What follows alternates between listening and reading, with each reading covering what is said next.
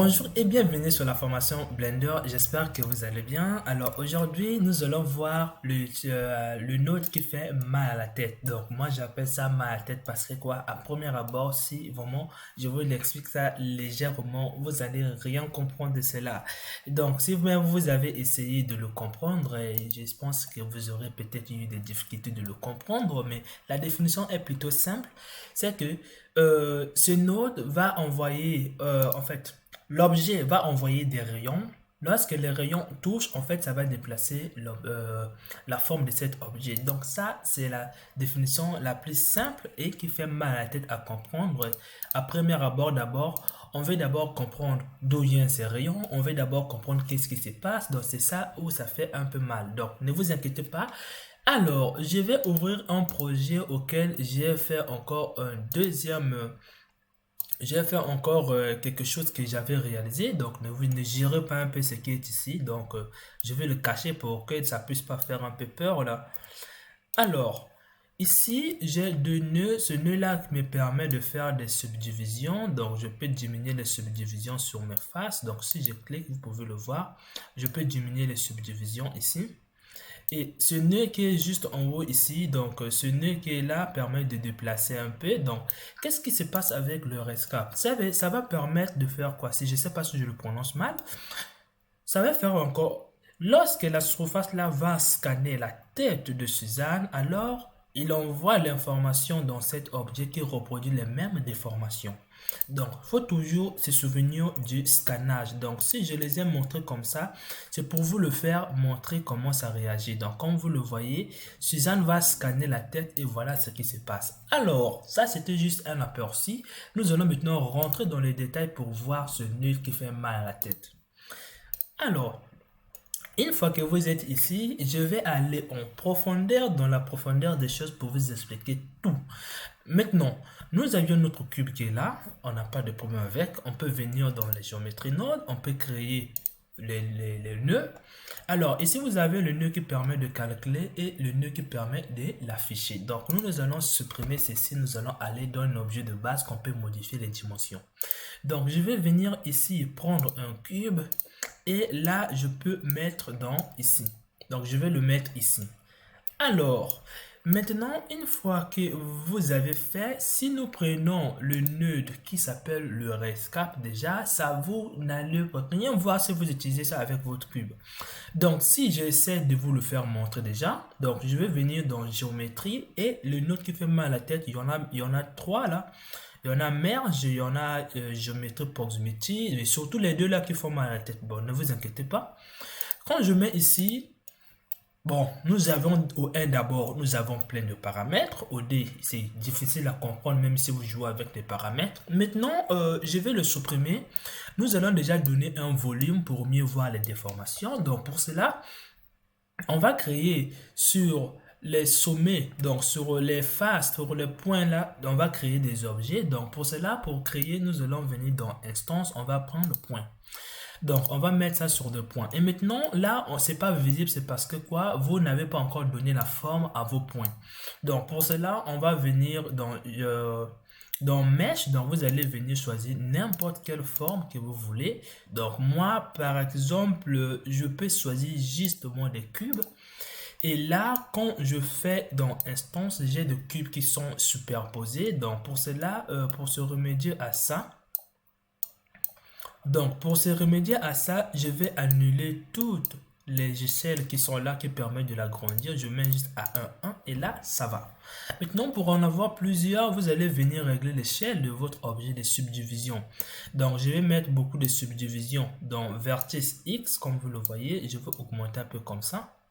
Donc, un peu comme ça ira. Je mets ici comme ça, je mets dans Y comme ça, je mets dans Z comme ça. J'espère que vous le voyez, il y aura même des faces qui sont superposées, mais il suffit qu'on a quelque chose qui est un peu volumineux. J'espère que vous avez compris. Vous avez compris comment donner la forme ici, donc j'espère que vous l'avez bien retenu. Maintenant, nous allons importer le nœud qui fait mal à la tête, le rescap. Alors, je vais venir dans géométrie, nous avions ici le recast. Alors, le recast, déjà, ici, on a déjà plein de paramètres. On a plein de paramètres en sortie. On ne sait pas vraiment leur rôle. Alors, nous allons maintenant aller en profondeur, voir l'origine, comment d'abord les rayons se créent, comment ça se déplace et comment ça se détermine. Donc, on va venir ici. Donc, moi, je le mets à côté. Donc, avant tout, il faudra qu'on ait un objet de base qui a un volume. Donc, je vais faire T. Donc, je vais faire ici. Donc, une fois qu'on a ça, je vais créer, par exemple, ma forme qui aura la forme d'un cube le plus simplement. Alors, qu'est-ce qui va se passer avec cette forme comme vous le voyez ici? Donc, je veux le mettre ici. Donc, moi, j'ai mon nœud. J'ai mon nœud qui est là. Donc, plus simplement qui est là. Et j'ai mon rescape. Donc, qu'est-ce qui va se passer? Je vais créer quelque chose. Je vais créer la sphère. Donc, il faudra que vous ayez un deuxième objet à détecter. Donc, je les ai mis trop gros. Donc, je les ai mis trop gros. Je vais diminuer un peu la taille. Comme ça, le plus simplement. Alors, maintenant, ici, avec un objet qui n'a pas de volume, vous n'allez, je ne sais pas comment vous allez l'envoyer, comment vous allez le déplacer, ça ne va pas marcher. Donc, il faudra que vous ayez soit un volume, soit vous ayez des petits objets qui vont se déplacer à leur tour. Donc, si par exemple, je mets ici des objets, ici, je mets comme ça. Imaginons que je les ai remplis avec des points le plus simplement possible. Je les ai remplis avec des points. Alors, qu'est-ce qui va se passer? Je mets le centre de mes points déjà pour mieux se repérer. Alors, qu'est-ce qui va se passer avec le nœud qui est là? Déjà, la première des choses de ce que vous allez déjà faire, vous allez indiquer la direction auquel vous allez envoyer le nœud. Donc, imaginons que vous êtes ici. Ça, c'est X. Donc, en disant que ça, c'est X. Ça, c'est Y. Donc, nous avions la direction qui est là, la direction qui est là et la direction qui est là. Donc, ça là, c'est Z. Ça là, c'est la direction X et ça, c'est la direction Y. Donc, c'est ce que je viens de montrer ici. Ça, c'est X, ça, c'est Y, ça, c'est Z. Donc, j'espère que vous avez déjà commencé à comprendre déjà les X et Y ici. Alors, une fois que vous avez fait cela, la toute première des choses, vous devriez indiquer l'objet auquel vous allez viser. Donc, moi, je vais viser ici, par exemple, je vais écrire ici target. Bon, target par exemple, je ne sais pas si je l'écris très bien. Alors, ça, c'est notre target qui est là. Donc, ça, c'est notre target. Nous devrions l'indiquer avec le nœud qui est là. Donc, avec le nœud qui est là, vous allez indiquer que lui, on va envoyer les rayons chez lui. Donc, c'est celui qu'on veut envoyer les rayons.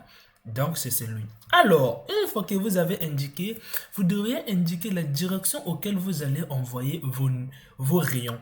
Donc, si vous indiquez que le target, et si vous ne faites pas le rayon, alors Blender ne saura pas où se trouve votre objet. Donc, Blender ne va pas chercher. Alors, ici, quand on met moins Y, ça veut dire on envoie ça dans le sens contraire de Z. Donc là, lorsqu'on a moins Z, donc ça veut dire que ça sera en bas. Le mieux, c'est d'utiliser les 0, 0, donc ça sera en bas.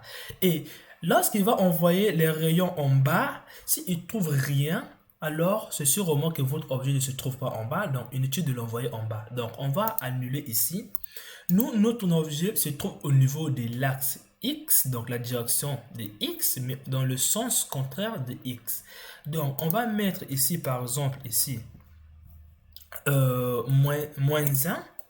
Et là, Blender va envoyer les directions dans cet sens. Donc, vos rayons, par exemple, si je dessine, les rayons vont aller dans cet sens. Donc, si vous le voyez très bien, comme ça, les rayons vont être envoyés dans cet sens qui est le sens, moins X. Donc, moins X. J'espère que vous le comprenez déjà. Alors, nous avions indiqué le target, l'objet à viser. Mais ça reste maintenant à donner la direction qu'on a déjà fait ici. J'espère que vous avez déjà commencé à comprendre les sources. Donc là, c'est votre target qui est là. Donc c'est la direction. Et là, vous aviez votre géométrie. Alors, une fois que vous avez indiqué, Blender va envoyer les rayons. Donc, je vais vous montrer les rayons. J'enlève Target ici, j'enlève Target tout. Blender va, le premier objet, donc le premier point qui est là, qu'on a donné la forme, va être droit. Donc, je vais changer de slow. Donc, va être droit comme ça, comme vous le voyez. Et là, à une certaine distance, de tous les objets qui se trouvent ici vont s'arrêter à une certaine distance. Mais le problème est seulement, dès que un rayon touche votre objet, il s'arrête. Ça va plus continuer. Mais si un objet ne touche pas, il va continuer sa route. Donc, c'est la même chose ici. Quand un rayon va ici, comme vous le voyez, ça continue et ça s'arrête. Ici. Donc, c'est la même chose avec le rayon qui est là. Quand on envoie ici, ça va toucher ici. Ensuite, il va s'arrêter. Et ce rayon aussi ici va être envoyé dans la même direction que vous avez envoyé. Et là, ça va toucher, ensuite ça s'arrête.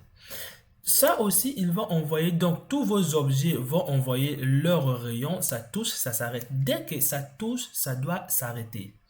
Là aussi, un rayon va être envoyé ici dans cette direction, ensuite ça va s'arrêter. J'espère que vous avez compris comment déterminer le target indiqué et le rayon. Et là, c'est la manière dont les rayons vont se déplacer. Donc là aussi, le rayon va se déplacer un tout petit peu comme ça. Il va s'arrêter. Donc comme vous le voyez, il va s'arrêter. Alors, maintenant, une fois que vous avez indiqué, vous avez ici le paramètre longueur. La longueur va permettre de faire quoi? De donner une distance auquel les rayons vont parcourir à partir de leur propre origine. Je dis bien leur propre origine. Donc, lorsqu'un rayon quitte de son origine, il va parcourir une certaine distance. C'est la distance qui est là. Dès que le rayon atteint cette distance, il va s'arrêter. Donc, il y aura des rayons qui peuvent s'arrêter en cours de route. Donc, si par exemple, vous avez un rayon qui est là ou par exemple un rayon qui est simplement là, donc je fais pour vous le montrer. Si nous avions par exemple un rayon qui est là, alors le rayon qui est là va quitter ici pour venir à une certaine distance qui est là. Et là, il s'arrête. Parce que quoi? La longueur qui est là, c'est la longueur parcourue ici. Donc, même s'il y avait un objet, il ne va pas le toucher parce que quoi? Il atteint sa longueur. Donc, j'espère que vous avez compris la longueur. Donc, ça, c'est la direction sur les X et ça, c'est la longueur à parcourir. Donc, voilà pourquoi la longueur qui est ici sera plus longue parce qu'il est plus en avant que l'autre qui est en arrière, ça s'arrête ici. J'espère que vous l'avez compris. Alors, on va maintenant continuer. Vous avez vu qu'on a certains rayons qui ont touché, on a certains qui n'ont pas touché. Maintenant, comment faire en sorte de voir ça dans Blender, de voir les rayons qui ont touché et les rayons qui n'ont pas touché. Donc, pour voir les rayons qui ont touché, vous allez pouvoir le voir avec le paramètre qui est bien là, le Isent. Le Isent va vous permettre de voir les rayons qui ont touché votre objet et les rayons qui n'ont pas touché votre objet. Ne vous inquiétez pas, on va arriver dans les paramètres. Alors, vous aviez ici la position. Dès qu'un rayon quitte ici et il arrive ici, il s'arrête. Alors, Blender va prendre la position de chaque rayon au point où il s'est arrêté. Donc, j'espère que vous le comprenez. Vous le comprenez. Alors, lorsque un rayon ne touche pas un objet, alors il va disparaître. Donc, c'est simplement ça, il va disparaître. Donc, l'objet apparaît que lorsqu'il atteint un rayon. J'espère que vous l'avez compris. Donc ici, ça va vous envoyer l'emplacement de chaque objet parce que vos objets vont se déplacer, venir sur chaque surface ici. Donc, cet objet va se déplacer pour venir toucher cette surface. Une fois qu'il a touché, c'est là où il va se placer. Donc, pour prendre l'emplacement de tous les objets, vous allez le prendre avec le nœud qui est là. Ne vous inquiétez pas, on le verra. Alors, la normale. Lorsque vos nœuds touchent une surface, il est capable, lorsque les rayons touchent une surface ou encore les objets touchent une surface, ils seront capables de prendre l'angle, je dirais simplement la normale ou simplement la courbure de la surface auquel il a touché. Donc, pour comprendre encore cela, donc, si par exemple, je vais venir ici, si par exemple vous avez une surface comme ça, imaginons que ça, c'est cette surface qui est là, donc imaginons que c'est ça. Lorsque votre objet va venir toucher ici, par exemple, vous aviez la normale qui est comme ça toujours. La normale, c'est la direction de la face. Donc, votre objet qui est venu toucher, il a la capacité de prendre le sens de la face. Il a la capacité de prendre le sens de la face pour l'envoyer dans les normales. Donc, chaque objet, lorsqu'il touche, il envoie l'information dans les normales. Donc, euh, il envoie la direction que la face fait. Donc, il envoie ça, il va vous envoyer la direction. Donc, la normale, vous aurez toutes les directions de vos faces qui sont ici, toutes les courbures, vous en aurez grâce à cette partie. Alors, j'espère que vous avez compris ceci. Donc, imaginons que c'était comme ça. Alors, j'espère que vous avez compris cela. Alors, ici, vous avez d'alors pouvoir, vous avez constaté que il y a des nez, même si on a dit qu'ils devaient parcourir les 100 mètres, mais il y aura des objets qui ne vont pas parcourir 100 mètres. Dès qu'ils vont atteindre, ils vont s'arrêter. Donc, la distance auquel votre objet s'est déplacé, vous pouvez le récupérer en prenant ce nœud qui est là. J'espère que vous l'avez compris. Alors, pour dire que tous vos objets se sont déplacés, pour prendre la forme auquel ça se dessine ici, vous allez le prendre avec l'attribute. L'attribute, c'est quoi? Ici, vous avez plusieurs positions. Ici, vous avez plusieurs faces que vous avez récupérées ici. Ici, vous avez plusieurs distances, mais ici, vous n'en aurez pas plusieurs. Un attribut, c'est quelque chose qui contient plusieurs choses en un. Donc, un attribut va englober toutes les distances. Ça peut être les positions, plusieurs positions, ça peut être plusieurs normales. Mais lui, il va l'englober pour le représenter en une seule. Donc, j'espère que vous avez compris. Alors, après avoir fini tout ceci, vous aviez ici la manière dont les informations vont venir. Donc, vous avez en flotte, ça sera sous forme de nombres. Vous avez aussi en entier, ça sera, donc float veut dire des nombres avec virgule. Et vous avez les integers qui veut dire les nombres entiers qui n'auront pas de virgule. Donc, qui n'ont pas de virgule. Alors, vous aviez le vecteur, donc le vecteur c'est l'emplacement, donc ça va vous envoyer la position. Donc, le vecteur c'est simplement comme ça. Vous aviez les couleurs, bon, si ça atteint une certaine couleur, ça va vous envoyer une valeur sous forme de vecteur aussi. Alors, vous aviez aussi le booléen qui est mis ici. Donc, grâce au booléen, on sait maintenant vrai quand ça touche, faux quand ça touche pas. J'espère que vous avez compris comment ça se fait. Donc, les rayons vont venir une fois que ça touche, ça s'arrête. Une fois que vous avez compris ceci, on va maintenant passer à la pratique.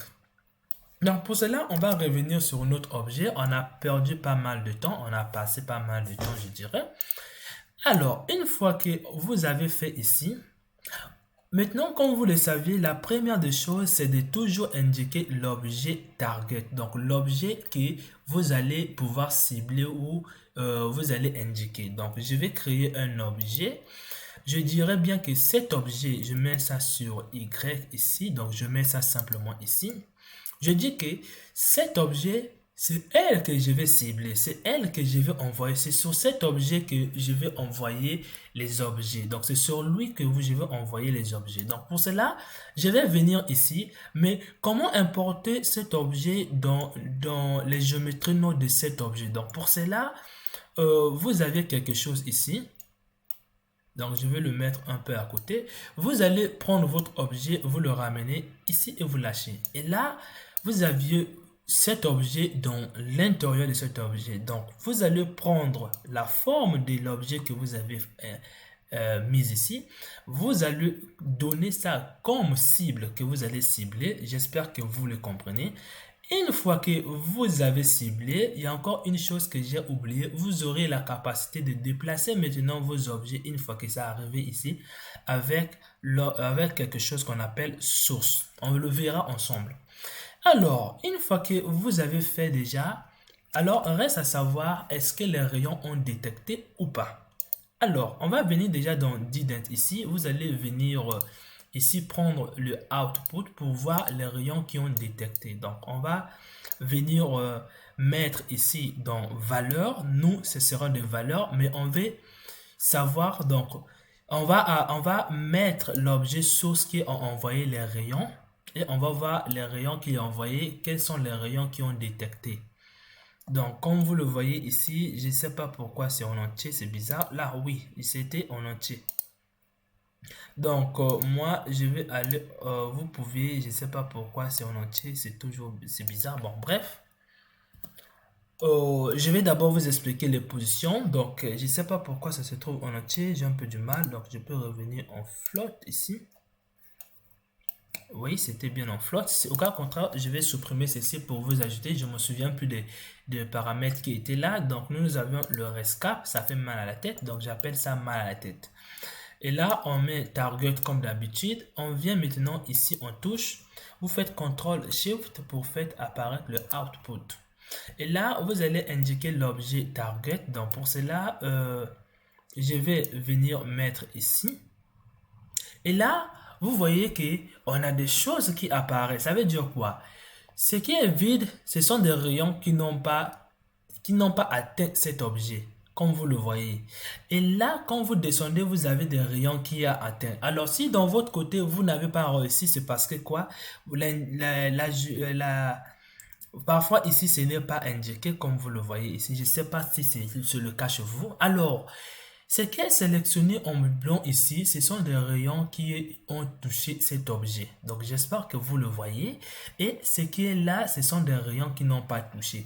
Ça va nous servir à supprimer les rayons qui n'ont pas touché. Ça va nous les servir pour dire sélection. Donc, comme vous le voyez, vous allez voir les sélections dans plusieurs nœuds. Donc, là, vous voyez bien les sélections qui sont là. Donc, les nœuds qui ont touché et ceux qui n'ont pas touché. Alors, je vais le laisser à côté, ça ne nous sert à rien maintenant. Nous allons venir maintenant dans position. Dans position, ce que nous allons faire déjà, c'est qu'on on va prendre déjà la position de chaque rayon qui ont atteint. On va donner ça maintenant sur nos objets pour que nos objets se déplacent vers là-bas. Donc, pour cela, vous allez venir prendre ce qu'on appelle ici donc le set va nous permettre de déplacer les objets comme je l'ai fait dans une vidéo comme ça. Le set position, vous mettez ici et là ça ne reste maintenant à indiquer l'objet à envoyer. Attention, passez toujours en relatif. Donc passez toujours en relatif pour que tout passe bien. Alors une fois que vous avez fait, si par exemple je prends par exemple ici la position, j'envoie ça sur la position qui est là, et là mon objet disparaît, comme vous le voyez très bien. Donc ce qui va marcher si je le mets sur offset, vous voyez que l'objet est toujours là, mais quand je mets ici, ça disparaît. Alors, il y a une chose, c'est que lorsque vous utilisez le set position, il faut toujours indiquer dans le set position la position de votre objet. Donc pour cela, je vais venir ici. Dans Input, je prends ici la position de mon objet qui est là. Qui est juste là. Maintenant, ça me reste maintenant. Donc si je mets ici, ça va pas être ici. Donc on va additionner les deux pour dire on met ici et on indique que c'est la position. On va venir prendre le vecteur mat. On va rien toucher dans le vecteur mat, on prend juste la position qui est là, on met ici, on met ici, ça aussi ici. Et le reste de ce qu'on va obtenir, donc je vous dis toujours, j'ai fait mat, c'est pour juste prendre en compte la position de mon objet, sinon le set ne va pas marcher ici. Donc je vais mettre ça ici pour dire que j'ai la position.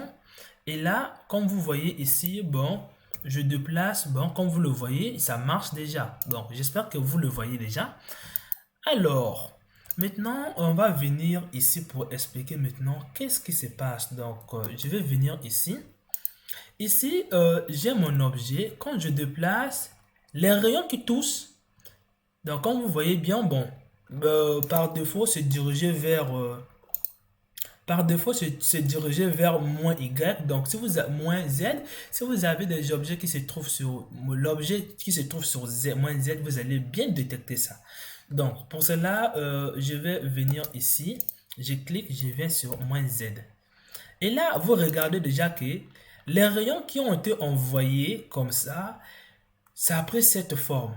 Donc, c'est la forme auquel ça, ce sont des rayons. Donc, ça, ce sont des objets qui ont touché cet objet. Et voilà la forme que ça prend. Donc, si vous voyez que d'autres objets sont en avant et d'autres objets sont en arrière, c'est juste que sur votre objet, l'emplacement compte ici. Ceux qui ont été en avant, c'est ceux qui vont se retrouver en avant ici. Donc, j'espère que vous le voyez. Donc, moi, je suis en bas ici. Je vais monter. Donc, je vais faire GZ comme ça. Je vais monter comme vous le voyez ici. Je viens ici. Donc, ça a vraiment quelque chose d'intéressant comme vous le voyez ici. Ça va donc, moi, je l'appelle juste scanner quelque chose. Donc, vous allez scanner vos objets à travers un rayon. Donc, grâce à ce rayon que vous allez scanner la forme d'un objet et le reproduire avec votre propre objet comme vous le voyez ici. J'espère que vous avez bien vu comment mal à la tête se prononce. Alors, on va revenir maintenant sur notre objet ici.